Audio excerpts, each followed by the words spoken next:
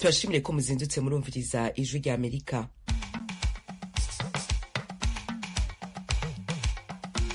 Radio ijwi rya Amerika isamira na Washington DC mu Kirundi no mu Kinyarwanda. Mu Burundi mutwumva ku mirongo migufi ya shortwave kuri metero 19 na 22. Mu Rwanda tukaba kuri FM 104.3 vy'ijwi rya Amerika. Ikaze mu makuru yo muri kino gitondo mugiye gushikirizwa na Diane Nininahazwe. Leta y'u Burundi yemeza ko yiteguriye intambara mu gihe yosomburutswa n'u Rwanda. Ibihugu iyo bigiranye ibibazo hari uburyo bikibigikemura kandi bikakivamo. Mwabonye ibibazo byari biri hagati y'u Rwanda na Uganda, igisubizo rusange nuko habaho ibiganiro. Uyu ni Ismael Buchanan, n'umuhinga muri politiki y'akarere k'ibiyaga binini vya Afrika, akaba na mwarimu muri za kaminuza. Ino nkuru iri muyo turambura handi hato, mugume hagufi y'amaradiyo yanyu. Reka ariko imbere yo kuja mu karere k'ibiyaga binini mbanze nakire mugenzi wacu Geoffrey Mutagoma atubwire ayagezweho irya nino kw'isi.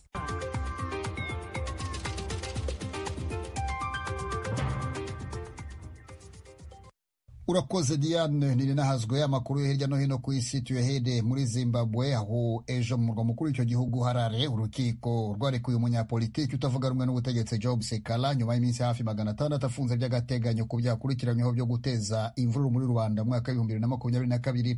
Sekala w'imyaka 51 akuriye ishyaka rya Citizens Coalition for Change ritavuga rumwe n'ubutegetsi amaze gufatwa inshuro zibarwa muri 20 kuva yatangira inzira politiki mu mwaka w'1999. Yafunzwe mu mwaka wa 2022 aregwa gutambamira ubutabera no guteza imvururu muri Rwanda nyuma yuko ashinja ishyaka riri ku butegetsi ZANU-PF kwica umwe mu bakangurambaga b'ishyaka ritavuga rumwe na leta. Ishyaka riri ku butegetsi muri Zimbabwe ryarabihakanye, Sekala nawe ahakana ibyo aregwa. Kuwa kabiri umucamanza yamuhamije icyaha cyo guteza imvururu muri Rwanda, ariko amukatira igifungo cy'imyaka 2 isubitse kuko amaze igihe kirekire afunze. Washington, ijwi rya Amerika. Icyemezo cya Mali, Burkina Faso na Niger kuva mu muryango w'ubukungu w'uburengerazuba bwa Afrika CEDEAO kizasubiza inyuma ibyagezweho mu myaka yari ishize ibihugu bihuriye muri uyu muryango bigerageza kwishyira hamwe. Kizasiga kandi abaturage babarirwa muri za miliyoni mu rungabangabo. Gishobora kandi kurushaho gutsura umubano ibihugu bitegekwa gisirikare bifitanye n'Uburusiya. Iki cyemezo nikiramuka gishyizwe mu bikorwa kugeza ku ndunduro kizakoma mu nkokora gahunda y'ubucuruzi muri ibi bihugu byabarirwaga muri miliyari 150 z'amadolari y'Amerika buri mwaka. Ikindi nuko bizateza ikibazo mu baturage babarirwa muri za miliyoni bo mu bihugu bitatu bidakora ku nyanja muri ibyo bihugu by'abaturanyi, kubera ko CEDEAO yaratanze uburenganzira bw'urujya n'uruza no gukora mu bihugu bigize hadakenewe visa. Cote d'Ivoire yonyine icumbikiye abaturage ba Burkina Faso, Mali na Niger barenga miliyoni 5. Niger isangiye na Nigeria umupaka ureshya n'ibirometero 1500 kandi ubucuruzi bwabyo burerwa kuri 80%. Ghana, Togo na Benin nabyo bifite abaturage benshi bakomoka muri Niger. Urukiko mpuzamahanga mpanabyaha CPI rurarega leta ya Sudani n'umutwe wa RSF ibyaha by'intambara muri Darfur kuva bitangiye kurwana mu kwezi kwa 4 k'umwaka ushize. Thomas Kamilindi. Kuri uyu wa mbere w'iki cyumweru umushinjacyaha mukuru wa CPI Karim Khan yitabye inteko y'umuryango w'abibumbye LONU ishinzwe umutekano ku isi kugira ngo ayisobanurire aho anketi ze zigeze muri Darfur. Based on the work of my office, it's my clear finding, my clear assessment. Mpereye ku kazi k'ibiro byanjye ndahamya ntashidikanya ko impande zombi, ingabo za leta ya Sudan, RSF n'indi mitwe ibashamikiyeho barimo bakora muri Darfur ibyaha biteganywa n'amasezerano y'i Roma ashyiraho CPI. And the rapid support forces and affiliated groups. CPI si ishami rya LONU, ariko amasezerano y'i Roma avuga ko inteko y'umuryango w'abibumbye ishinzwe umutekano ku isi ishobora kuyiregera nk'iyo igihugu ibyaha bikorerwamo kitari muri CPI. Sudani nayo ntiri muri CPI, niyo mpamvu inteko yaregeye CPI mu 2005. Niyi manda Khan arimo agenderaho. Urakoze Thomas Kamilindi. Umugabo ushinjwa kwica umukobwa bakundana agasiga umurambo we ku kibuga cy'indege muri Amerika yafatiwe muri Kenya. Oriane Itangishaka. Kevin Kangete afise imyaka 40 yafatiwe mu kibanza cyo gutambiramwo ku munsi wa kabiri n'igipolisi cyo muri Kenya cyatangaje ko cafashe uwo mugabo ku birego vy'uko yishe yongera asiga ikiziga c'uwo bakundana mu kibanza gihagarikwamwo imodoka ku kibuga c'indege cyo mu gisagara ca Boston muri leta zunze ubumwe za Amerika. Aho hari imbere y'uko afata indege imujana muri Kenya. Tuve ku mugabane wa Afurika tujye mu Bushinwa aho Perezida Xi Jinping w'icyo gihugu ejo kuwa kabiri yakiriye impapuro z'abambasaderi b'ibihugu binyuranye byohereje muri icyo gihugu, harimo igihugu cy'igituranyi cya Afghanistan. Ibyagaragaye nko kuba ku nshuro ya mbere leta y'abatalibani yemewe n'igihugu gikomeye. Xi yakiriye Bilal Karimi woherejwe n'ubutegetsi bw'abatalibani n'abandi bambasaderi barimo wa Cuba, Pakistan, Iran n'ibindi bihugu 38 mu birori byabereye mu nzu mberabyombi yitwa Great Hall of the People. Ibiro ntaramakuru by'Abashinwa Xinhua byatangaje ko Perezida Xi Jinping yabwiye abo ambasaderi ko Ubushinwa bushaka ubucuti bukomeye n'ibihugu bahagarariye n'ubufatanye byagira inyungu ku mpande zombi. Ingabo za Israel zishe Abanyepalestina 3 ejo kuwa kabiri mu ivuriro riri mu karere ka Cisjordania Israel yigaruriye. Muri bo harimo ingabo za Israel zavuze ko yari umwe mu barwanyi ba Hamas witeguraga kugaba igitero. Abakozi b'inzego z'ubuzima muri Palestina bavuze ko ingabo za Israel zarashe zikica abagabo 3 nyuma yo kugaba igitero mu ivuriro Ibn Sina ahitwa Jenin. Video bivugwa ko yafashwe n'ibyuma byifashishwa mu gucunga umutekano yerekanye abasirikare bagera kuri 12 biyoberanyije mu myambaro ya gisivili cyangwa bambaye imyenda y'abakozi b'ibitaro nk'amakote y'umweru, bafite imbunda barimo banyura hagati aho mu bitaro. Arakoze Geoffrey Mutagoma kuri ano makuru yaduteguriye akaba ahejeje kudushikiriza. Ayo mwumvise n'ayandi mushobora kongera kuyasanga kuri wezi3 radio yacu VOA.com. Mu kanya duca tuja mu karere k'ibiyaga binini vya Afurika.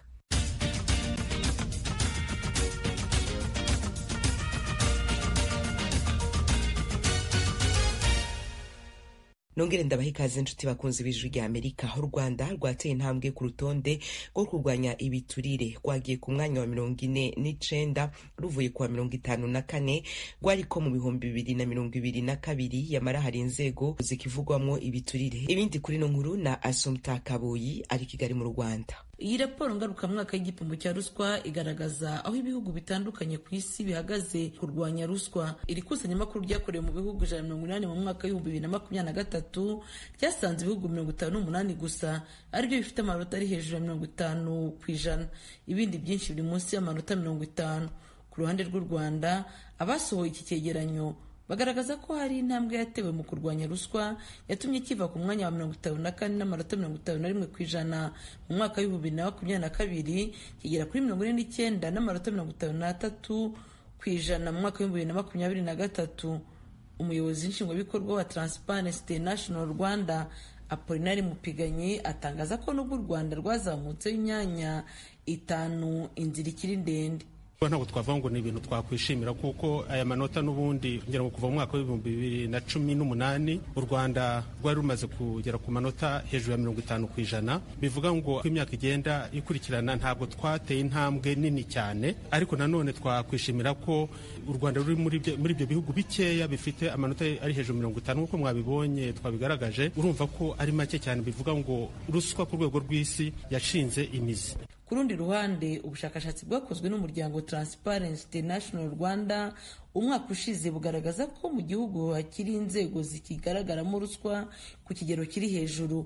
Nanone Apolinari Mupiganyi: ku isonga haza abikorera. Ibyuho bya ruswa biri mu miyoborere yabyo y'ibigo nyirizina, ariko none ibyuho bya ruswa bikaza igihe bahuye n'inzego za leta, igihe bashaka za serivisi zitandukanye, cyane cyane amasoko iyo bashaka gupiganirwa amasoko.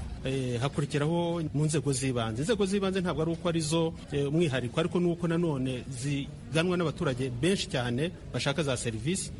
Mu zindi nzego ni inzego zigenda zikurikiranwa cyangwa se abaturage bagenda bakenera ku buryo bwinshi, nk'uko byagiye bigarukwaho urwego rwa polisi, ubutabera, yewe na Rwanda Investigation Bureau.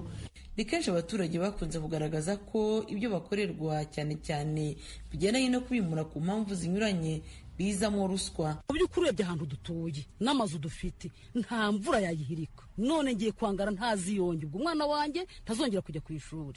Tukababwira ati noneho niba nimutubwira inyubako mushaka, muvuga ko atari amanegeka, nibyo kuko dufite ibyangombwa byerekana ko ari imiturire, nimuze mutubwire inzu zihakwiye, noneho twinanirwe tugurishe n'abashobora kuhubaka. 2023 ejo bundi mu kwa gatanu bavuga ko basenyeye abantu 4,000. Abantu 4,000 kuba n'imiryango baba bafite. Iyo usenyeye umubyeyi usenyeye n'umwana, uba kuba abo bantu bose barimo kwangara, barimo kurwara bwaki. Inzego z'ubutabera nk'urw'ubugenzacyaha RIB ziri mu zagaragajwe mu bushakashatsi n'uyu muryango nk'izitungwa agatoki mu kurya ruswa. Madamu Konsole Kamarampaka wungirije umuyobozi mukuru wa RIB yagaragaje ko uru rwego rwafashe ingamba zizakuraho iki kibazo. Ntabwo ngiye kuvuga yuko ruswa mu bugenzacyaha irahari, ariko mu rwego rw'ubugenzacyaha natwe dufite urwego rw'ubugenzuzi narwo ruzajya rushyira imbaraga mu gukurikirana irekurwa n'ifungwa ry'abari muri za kasho. Ubu hariho amabwiriza y'uko tuzajya mu gufata icyemezo cyo kurekura cyangwa se gufunga umuntu kitazajya kigomba gufatwa n'umugenzacyaha umwe, bizajya biba byaganiriweho n'umukuriye kugira ngo ariko ko icyo cyemezo kiba cyafashwe mu buryo bukwiriye. Ikindi gihari twashyizemo imbaraga ni ukuzakora awareness campaign yo kugira ngo dushishikarize abaturarwanda kujya gutanga amakuru kuri ruswa. Muri Afurika, u Rwanda rwagumye ku mwanya wa 4 inyuma y'ibirwa bya Seychelles, Cape Verde na Botswana.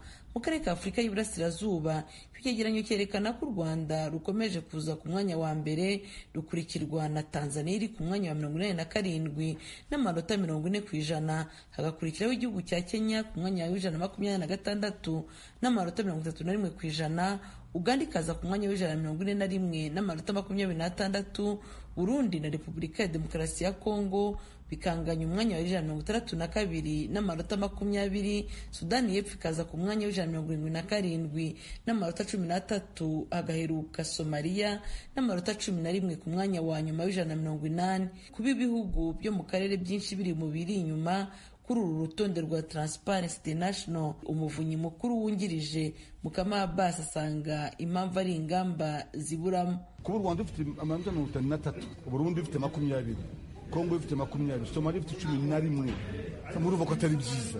Twasaba bizo badepite bacu yuko bazareba ko bakora influence yabo mu nteko gushyira amategeko ya yala, barebe ukuntu bashyiraho ingamba badepite ibyo bihugu nyuma y'izi data babaze ibihugu byabo kuki mudashyira ingamba zo kurwanya ruswa.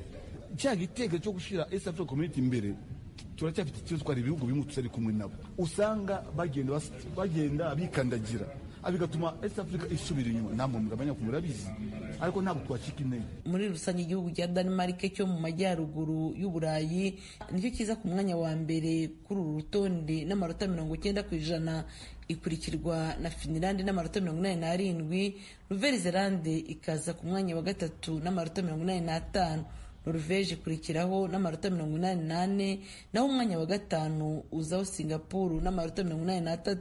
Ibihugu bitanu bizi inyuma ni Yemen, Sudani y'Epfo, Syria, Venezuela, Somalia ya nyuma ku mwanya wa 180 ku manota 11% gusa.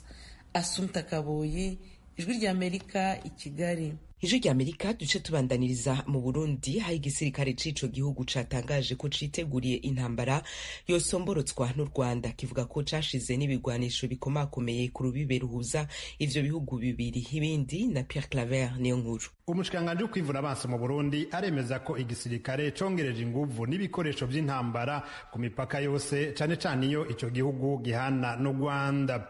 Umushikanganje Alain Tribert Mutabazi yabitangarije Bujumbura mu gihe yariko arashikiriza ivyo ubushikanganje arongoye bwaranguye mu gice ca kabiri c'umwaka uheze. Uti mbega aho bari co twikanga canke twiteze canke twumva gishobora kuba hagati y'ibihugu bibiri ngo n'imipaka yugawe. Mu bisanzwe abasirikare bafise ukungene batunganya ibikorwa vyabo.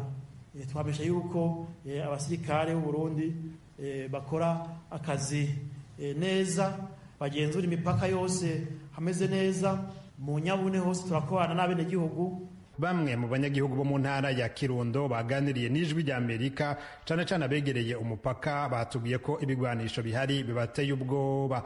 Bavuga ko iruhande y'abasirikare hari n'abasivile benshi bari kumwe nabo. Abanyagihugu bo ku mitumba ya Munazi na Vyanzo, zone Gatare, komine Busoni, bagize bati bamwe muri bo turabazi, abandi ntabo tuzi. Harimo n'abari barasubijwe mu buzima busanzwe bahoze mu gisirikare, bagendera ku mategeko y'utwara igisirikare aho iwacu, baba ari benshi mw'ijoro. Uwundi nawe yongeye ko ati baba barikanuye cane, baraba neza ko atawusohoka canke ngo umwansi yinjire aha hafi y'iwacu ku mupaka avuye mu Rwanda. igice gicungerewe cane nk'uko amasoko y'ijwi rya Amerika yabitubwiye ni mu makomine ya Ntega, Bugabira na Busoni, no mu ntara ya Kayanza na Cibitoke ni nk'uko. Abafise ubwoba cane ni imwe mu miryango yubakanye n'Abanyarwanda aho ku mupaka canke ifise ababo bubatse hakurya y'umupaka mu Rwanda. Bamwe ndetse bamenyesha ko hari abahatswe guhunga bava muri ivyo bice, ariko abatwari bo hasi bakabahumuriza. Abanyagihugu begereye ishamba rya Murehe no mu misozi ihanamiye ikiyaga ca Gweru muri komine Busoni intara ya Kirundo bemeza nabo nyene ko hashizwe ibigwanisho vya gisirikare bikomeye, ndetse ko hari n'abasirikare benshi. Ivyo bice vyose ni bihano rubibe n'akarere ka Bugesera mu ntara y'uburasirazuba y'u Rwanda. Umushikiranganji wo kwivuna abansi Alain Tribert Mutabazi yavuze ko ari mu ntumbero yo gucungira umwansi kandi ko bamwiteguriye kumugwanya. Na imipaka y'u Rwanda yo barugabuse kuvuga yuko hariho ibijanye no gushamirana ngo hariho igihugu cyotera ikindi, kandi murabizi ko kuva na kera u Rwanda ntigotera Burundi kuko nibwo bishobora, murabizi kitane mu mitwe n'u Burundi. Rero abarundi mworema, ariko uwo dusotora murazi ko abarundi tujya dukaravye tubavugutira nta ngorane. Amasoko y'ijwi rya Amerika avuga ko ibintu byatanguye guhinduka muri zo ntara igihe Uburundi bwugara imipaka mu ntango z'uku kwezi kwa mbere. Bwari bumaze kwagiriza u Rwanda ko rubitse abagwanyi bacishamwo bakaja gutera muri ico gihugu. Aha u Rwanda ruvyamirira kure. Umukuru w'igihugu c'u Rwanda Paul Kagame mu nama y'igihugu yitwa umushikirano ihuza inzego zitandukanye za leta harimwo n'iza gisirikare yatangaje nawe mu ndwi iheze ko yiteguriye gukingira igihugu ciwe. When it comes to defending this country that has... Ati yageze ko nkingira iki gihugu cababaye kandi kikabura gitabara, sinkeneye uruhusha rw'uwo ari we wese gukora ico tubwirizwa gukora kugira ngo twikingire, kandi ibi nivyo bishobora gushika n'ubu. Mugende muhira mujyame mutekane, nta na kimwe kizobakomakoma, nta kizoringana umupaka w'iki gihugu gito cacu. Nihagira uwihenda naho nzo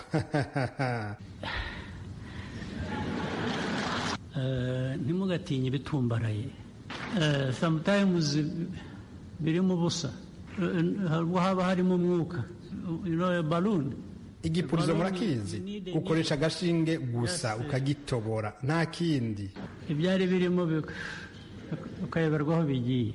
Aho ni nyuma yaho umukuru w'igihugu c'u Burundi nawe Perezida Evariste Ndayishimiye yari amaze kuvugira i Kinshasa ku mugwa mukuru wa Kongo ko ashigikiye mugenzi we wa Kongo kugwanya uwo yise umwansi basangiye. Umuhinga muri politiki y'akarere k'ibiyaga binini vya Afrika akaba n'umwigisha muri za kaminuza harimwo na kaminuza nkuru y'u Rwanda Ismail Buchanan kuri mikuru y'ijwi rya Amerika abona ko umuti w'injyane zadutse hagati y'ivyo bihugu bitatu bisangiye imipaka ari biganiro. Ibihugu iyo bigiranye ibibazo hari uburyo bigikemura kandi bikakivamo. Mwabonye ibibazo byari biri hagati y'u Rwanda na Uganda, igisubizo rusange nuko habaho ibiganiro. Ibiganiro ni ikintu gishobora kuzana amahoro, haza umutekano, ariko ibiganiro bivugisha ukuri. Ariko se bamwe mu bayobozi baranangira mu kuba banakwicara no ku ntebe imwe. Bamwe mu bayobozi baranangira mu kugaragaza ukuri ku kibazo gihari, nuko abakuru b'ibihugu bagiramo uruhare, abanyagihugu nabo bakabigiramo uruhare, ntawe hejwe inyuma. Abaturage babwiwe bakahora bashishikarizwa kubahana, gukundana. Sejambere ku mbibe z'Uburundi n'u Rwanda hashigwa ibigwanisho vya rutura vyaheruka inyuma y'injyane za politike zo mu mwaka wa 2015 mu Burundi, aho ico gihugu cagirije u Rwanda ko hari bitero vyavuye mu Rwanda bigahitana abarundi mu ntara za Kayanza na Cibitoke. Pierre Claver nkuru kubwijwe rya Amerika. Ijwi rya Amerika dusubire mu Rwanda tubabwira ivy'ubutungane. Sentare yisumbuye ya Rubavu iri ku Gisenyi ni mu burengerazuba bw'u Rwanda yarayumvirije imyiregurire y'abagabo 18 bagirizwa ivyaha vyo guhohotera mu ibohero rya Rubavu. Ejo kuwa kabiri habireguye barimwo Augustin Uwayezu icegera c'umukuru wa gereza ya Nyakiriba iri Rubavu. Eric Bagiruwusa yarakurikiranye ivy'urwo rubanza. Auguste Uwayezu wahoze ari umuyobozi wungirije wa gereza ya Rubavu niwe wabaye nk'uwihariye umwanya w'amasaha y'iburanisha mu gitondo. Arega uruhare mu rupfu rwa Abdelatif Lambert wapfuye mu 2022 azira ko yari afite ikarita ya telefone yariho amafaranga. Ubushinjacyaha buvuga ko Uwayezu afatanije n'abafungwa yabanje kumukubita inkoni bamugejeje kwa muganga basanga baramumenye impyiko ajenga amaraso mu mano. Abavandimwe ba nyakwigendera bemeza ko babahaye isanduku irimo umurambo mu gihe bagiye kumwoza mbere yo kumushyingura bamusangana ibikomere ku mubiri. Bavuga ko bamukubise iminsi 3.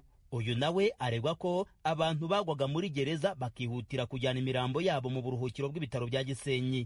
Uwayezu anarega urupfu rwa Kayumba Marite afatanije na Innocent Gapira wari ushinzwe iperereza muri gereza. Banamurega uruhare ku ikubitwa rya Emmanuel Ndagijimana hafi yo kumuca ikibuno. Abaganga bemeje ko bamumugaje bikomeye ku kigero cya 80%. Uyu bamukubise bamukekaho gushaka gutoroka gereza nk'uko byemezwa n'ubushinjacyaha. Umutangabuhamya Emmanuel Semahane yemeza ko yari yarahawe na Innocent Kayumba inshingano zo guca inkoni 50 ku munsi zo gukubita abanyururu. Yiregura Uwayezu yatsembeye urukiko ko ibyo aregwa bitabayeho. Yavuze ko usibye imvugo z'abiswe abatangabuhamya b'ubushinjacyaha nta kindi kimenyetso bwagaragaza. Yavuze ko abaforomo b'ivuriro rya gereza bemezaga ko abapfaga babaga bazira impfu zisanzwe. Yavuze ko gupfa ari ibintu bisanzwe aho buri wese atuye abantu bashobora gupfa. Yahakanye ibikubiye muri raporo z'abaganga b'ibitaro bya Gisenyi zemeje ko bishwe n'inkoni. Yavuze ko abamushinja hari umugambi bacuze mu gihe kirekire bawucurana ubwenge n'ubuhanga. Yavuze ko uwo mugambi ugamije kwangiza isura y'igihugu cy'u Rwanda. Yavuze ko kubera kugerageza gukumira ibitemeye muri gereza bigoye kumvikana n'abafungwa. Uwayezu yikomye ubushinjacyaha ko butubahiriza inshingano yo gushinja no gushinjura, akibaza niba iyo nshingano yo gushinjura yaribagiranye mu mategeko cyangwa yaravuyemo. Yiregura hakunze kumvikana imvugo zijujura mu cyumba cy'urukiko nk'ikimenyetso cyo kutanyurwa n'ibisobanuro bya Uwayezu. Urukiko rwakunze kumuhata ibibazo by'umusubirizo ku ngingo y'ikubitwa rya Ndagijimana ugaragaza ubumuga yemeza ko yakuye muri gereza Uwayezu yayoboraga. Yahakanye ko yakubitiwe muri gereza, gusa yemeza ko we na bagenzi be batahuwe bagambiriye gutoroka gereza bakabafunga muri kasho yabonye n'iminsi 15. Urukiko rwamubajije icyateye ubumuga bwa Ndagijimana, uregwa avuga ko bigoye kumenya icyamubayeho. Ntiyabashije kumvisha umucamanza ukuriye inteko iburanisha uburyo bakiriye umuntu wari waranegekaye batabanje kumenya icyamubayeho. Uwayezu yavuze ko bamwakiriye mu bihe bidasanzwe bya COVID-19 ku buryo byari bigoye gucukumbura buri kimwe. Gusa Uwayezu ntiyabuze kwikoma Ndagijimana na bagenzi be ko bagamije gusiga icyasha urwego rw'amagereza n'izindi nzego z'igihugu. Yamwikomye ko agisohoka muri gereza aho guhitira iwabo mu muryango ku Gisenyi yahisemo kujya kureba muganga Theoneste Niyitegeka bafunganywe ngo bakore amavideo asebya igihugu. Ijwi rya Amerika ryashatse kumva icyo Niyitegeka asubiza kubimuvugwaho. Abanyururu baregwaga nyine harimo witwa Buba, harimo witwa Gasongo, baravuze bati muraturega abantu bakeya kandi muri gereza harapfuye benshi bazira yicarubozo. Kuvuga rero Niyitegeka niwe uyoboye iryo tsinda rishaka guharabika igihugu, rivuga ko habaye icarubozo muri gereza kandi ritarabaye, rwose kwaba ari ukumbeshyera. Ahubwo gihe cyo ngamije jewe nuko ibyo bintu byahinduka, abanyururu bakabaho neza muri gereza, uburenganzira bwabo bukubahirizwa, ntibongere gukubitwa no gutotezwa. Mu bakurikiranye iburanisha rya none harimo umunyamategeko Uwiragiye Prosperi wunganira abaregera indishyi muri uru rubanza bagizwe n'umuryango wa nyakwigendera Lambert Mekdad Abdelatif na Ndagijimana wahamugariye. Yatubwiye ku migendekere y'imyiregurire ya none. Iyo buri wese yiregura avuga ko ngo nta n'icyabaye, ukibaza rero bari abantu niba barishwe n'inkuba, ukibaza ibikorwa nka biriya niyo bitarabayeho. Hari ibintu ushobora guhakana kubera ko wenda utabibona, ariko ibintu impumyi nayo ishobora kubona ntabwo ushobora kubihakana. Abantu barapfuye, abandi barakomereka, babana n'ubumuga. Ibyo ntabwo ari byo ubushinjacyaha buhimba. Ubugenzacyaha bwakoze iperereza ubwabwo, nabwo izo nzego zose nizo zakoze iperereza zigaragaza mu by'ukuri ko aba bantu baregwa muri uru rubanza bagomba gushyikirizwa ubutabera. Bwana Uwayezu kandi mu bibazo yabajijwe ntiyabashije kumvisha urukiko uburyo yemeza ko Ndagijimana yinjiye muri gereza yarakubiswe atabasha guhagarara ngo abihuze n'uburyo yashakaga gutoroka gereza. umwunganira mu mategeko Emerine Nyembo avuga ko nta bihamya ko ibyo bamushinja byabayeho. Yavuze ko nta n'icyemeza kuvuga ko yacaga inkoni zo gukubita abafungwa bagenzi be atari yujuje imyaka y'ubukure ku buryo nawe yakurikiranwa mu mategeko. Nyembo yasabye urukiko kuzatesha agaciro ibimenyetso byose by'ubushinjacyaha.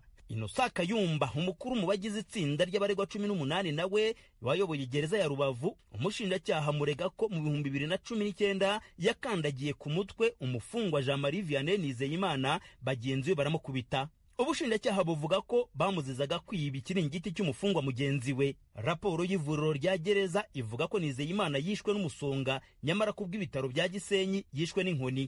Kayumba kubera ikibazo cy'amasaha ntaratangira kwisobanura. Abandi bacungagereza barimo Innocent Gapira wari ushinzwe amaperereza na Marcel Bikorimana bahakana ibyaha. Urubanza rurakomeza kuri uyu wa gatatu. Bagira ubusa Ijwi ry'Amerika ku Gisenyi mu burengerazuba bw'u Rwanda. Ijwi ry'Amerika tubandanirize ku kiganiro Amerikana na mugenzi wacu Thomas Kamirindi. Mwaramutse neza. Amatora ya perezida wa Leta Zunze Ubumwe za Amerika ashigaje amezi 10 kugira ngo abe ku itariki ya 5 y'ukwezi kwa 11 gutaha. Uko bihagaze kugeza ubu biragaragara ko azashyamiranye nanone nko mu 2020 Perezida Joe Biden na Donald Trump wari umukuru w'igihugu icyo gihe. Ariko se byagenda gute umwe muri bo aramutse avuye mu matora igitaraganya ku mpamvu zinyuranye? Ikaze mu kiganiro Amerikana. Mu ishyaka ry'abarepublikani hasigayemo abaharanira kuba kandida w'ishyaka babiri gusa, umutegarugori Nikki Haley na Donald Trump. Ibipimo byose byerekana ko Trump ari imbere kure cyane ku buryo mu babikurikiranira hafi bose nta n'umwe ushidikanya ko ari we ishyaka rizahitamo. Trump afite imyaka 77 y'amavuko n'imanza mpanabyaha enye zitandukanye zimutegereje, ebyiri ku rwego rwa za leta za New York mu burasirazuba bw'igihugu na Georgia mu majyepfo y'uburasirazuba, n'izindi ebyiri zo ku rwego rw'igihugu. Zose zishobora kumujyana muri gereza aramutse atsinzwe. Afite izindi manza nanone z'abantu bashaka ko leta zimukura ku rutonde rw'abakandida. Bategereje icyo urukiko rw'ikirenga rw'igihugu ruzabivugaho. Ese ibi bibazo Trump afitanye n'amategeko bishobora gutuma ava mu matora ataragera? Ku rundi ruhande, Joe Biden asa naho ntawe bahanganye ukanganye mu ishyaka ry'abademokrata. Ni babiri batazwi cyane na rubanda ku rwego rw'igihugu. Depite wo ku rwego rw'igihugu muri Congress Dean Phillips n'umwanditsi w'ibitabo umutegarugori Marianne Williamson. Biden nawe ntawe ushidikanya ko ari we uzaba kandida w'ishyaka ry'abademokrata. Afite imyaka 41. Abaturage benshi ba Leta Zunze Ubumwe za Amerika basanga bombi Biden na Trump bakuze cyane. Bafite rero impungenge ku magara yabo, kimwe mu bishobora kuba impamvu zo kuva mu matora ataraba. Usibye ko hashobora kubaho n'izindi mpamvu zitunguranye nko kwegura, impanuka, kurwara bikomeye cyangwa se kwitaba Imana, tuvuge bike muri byo. Bibaye mbere y'amatora ariko nyuma y'amajonjora, ishyaka ryamusimbuza undi mukandida nk'uko John Fauci abisobanura. Intumwa z'ishyaka muri convention yaryo baganira bagahitamo undi mukandida. Ashobora kuba n'umuntu utarigeze ajya mu matora y'amajonjora. Muri make ni convention yagena kandida haba mu barepublikani cyangwa se mu bademokrata. John Fauci ni umushakashatsi mu birebana n'amatora n'uruhererekane rwa guverinoma mu kigo cyitwa American Enterprise Institute cya hano i Washington DC, umurwa mukuru wa Leta Zunze Ubumwe za Amerika. Convention avuga ni ikoraniro kaminuza ry'ishyaka. Riba nyuma y'amatora y'amajonjora y'abakandida imbere mu ishyaka, noneho rikimika ku mugaragaro uwaje imbere y'abandi nka kandida rukumbi uhagararira ishyaka mu matora y'umukuru w'igihugu. Amajonjora yaratangiye mu mashyaka yombi, azarangira mu kwezi kwa gatandatu. Convention y'abarepublikani izaba mu kwezi kwa karindwi, naho convention y'abademokrate ibe mu kwa munani. Umukandida aramutse avuyemo nyuma ya convention ariko mbere y'amatora y'umukuru w'igihugu, ishyaka rishobora guhamagaza indi convention y'igitaraganya. Byaba bidakunze, abayobozi b'ishyaka bakaba aribo baterana bagashyiraho undi kandida. Byagenda gute noneho nyuma y'amatora kandi mbere yo kwimika uwatorewe kuba umukuru w'igihugu? icyo gihe visi perezida watowe ntiyahita amusimbura. Uko itegeko nshinga riteganya gusimbura umukuru w'igihugu iyo atakibashije gukora akazi ke biba bitaratangira gukurikizwa, ahubwo koleji z'abatora zishobora gutora undi muntu. None se zo ziramutse zinaniwe gushyiraho undi perezida watowe byagenda gute? Icyo gihe itegeko nshinga mu ivugurura ryaryo rya 12 risobanura ko ari inteko ishinga amategeko umutwe w'abadepite yo ku rwego rw'igihugu itora umukuru w'igihugu mushya, naho sena igatora visi perezida w'igihugu. Akaba ari nga duce tuba turabangiriye amakuru twari tubafitiye muri kano kanya. Bakoze abagize uruhara bose muri yo. Kuri mikro mwari kumwe na